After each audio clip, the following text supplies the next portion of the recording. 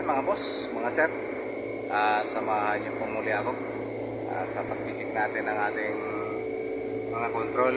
Din meron akong isang bagay na ipapaano sa inyo kung ganito rin ba ang ginagawa nyo para ma-check nyo yung kung gumagamit kayo ng yung defroster or kung tube heater yung ginagamit nyo sa yung mga unit. Paano natin malalaman na buo pa yung ating defroster mga boss, mga sir?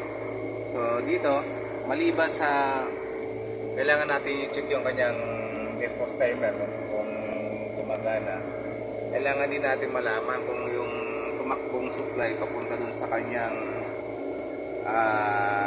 defrost heater ay tuloy-tuloy o buo pa yung kanyang defrost heater. So ang pinagdaanan nito is dun sa ating breaker, sa main breaker natin. Then at the same time, mayroon siyang dinaan contactor. So kailangan ma-check natin dito sa contactor natin kung buo pa ba yung ating, kung may supply bang pumapasok dun sa ating contactor.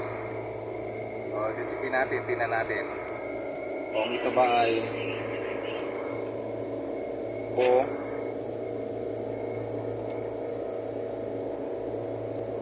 Tingnan natin kung buo yung ating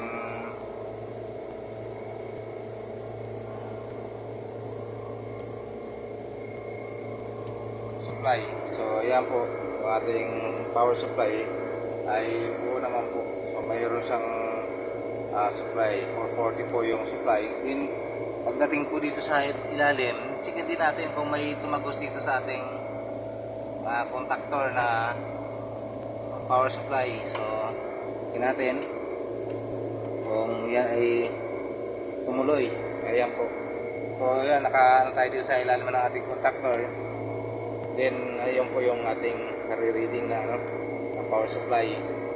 So ibig sabihin may tumuwid pong supply papunta dito sa linya ng ating defroster. Then paano pa, ano pa ba yung ibang paraan para malaman natin na buo yung ating defrost heater sa ating mga evaporator? So pupunan natin po ng sa amperahe tayo magbe-base. So ito yung isang linya. So ang nare-reading natin ay 13.2 amperes. So dito rin sa kabila, so kunan natin kung halos magkakaparehas din ng makukuha ang So dito is 13.6 amperes sa pangalawang linya. At dito sa pangatlong linya ay 13.4 amperes. Halos magkakadikit po yung ating nakukuha ang amperahe.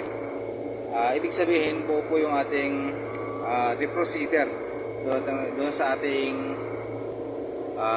evaporator. So active yung ating defrost heater.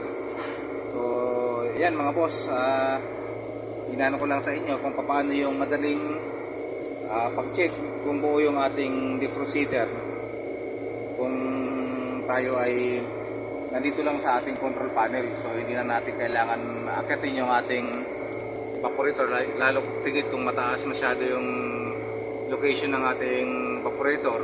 So kailangan pa natin mag ng forklift para i-lift up tayo papunta doon sa evaporator. So dito pa lang sa control natin malalaman na natin kung buo pa yung ating defrost heater o sira na o putol na, kasi bababa yung reading niya ng amperahe pag putol yan. So ngayon ito ngayon ang ating nakukuha ng amperahe. So ibig sabihin buo pa yung ating defrost heater. So magkakalapit lang yung yung nakukuha nating reading mga boss, mga sir. So hindi sila magkakalayo.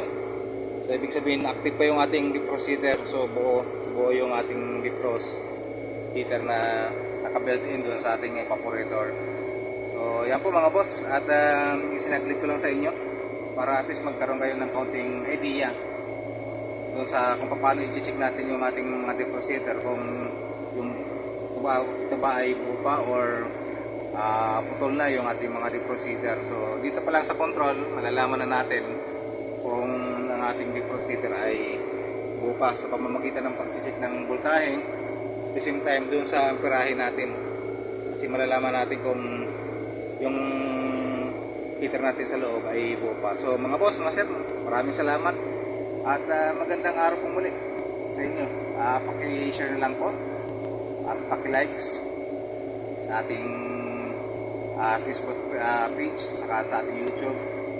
Then paki-comment na lang po din at para malaman namin kung ano yung mga ginagawa ninyong kaparaanan para ma-check na itong kung ganito rin ba yung yung ginagawa. So maraming salamat po at magandang araw, maulan na araw po ngayon. At hanggang dito po muna. At sa susunod na lang po ng mga video ulit. Paki-share na lang po, paki-likes.